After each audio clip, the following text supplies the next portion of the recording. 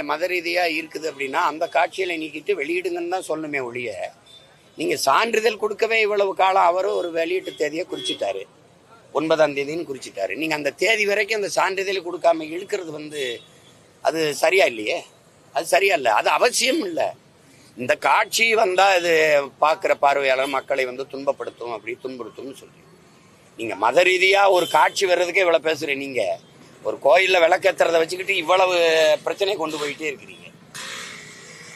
புண்படுத்தக்கூடாதுன்னு நினைக்கிறீங்கன்னா, பிரமதத்து மக்களையும் புண்படுத்தக்கூடாதுன்னு நீங்க நினைச்சிருந்தீங்கன்னா, நீங்க அங்கிட்டு கிடா வெட்டிக்கிறீங்க, நாங்க அங்கிட்டு விளக்கேத்திக்கிறோம்னு சொல்லிட்டு போயிருப்பீல்ல. அதே இவ்வளவு பெரிய பிரச்சனை ஆக்குறீங்க. அப்படியே வர்றதுன்னா நீ என்ன செய்யணும்? அந்த காட்சியை நீக்குங்க, அந்த உரையாடலை அமைதிப்படுத்துங்க, அந்த உரையாடலை நீக்குங்க, அதுதான் சொல்லியிருக்கணும். சான்றிதழே தராம இருக்க வேண்டிய தேவை என்ன வருது? அப்ப யோசிக்க வேண்டியது இருக்குல்ல.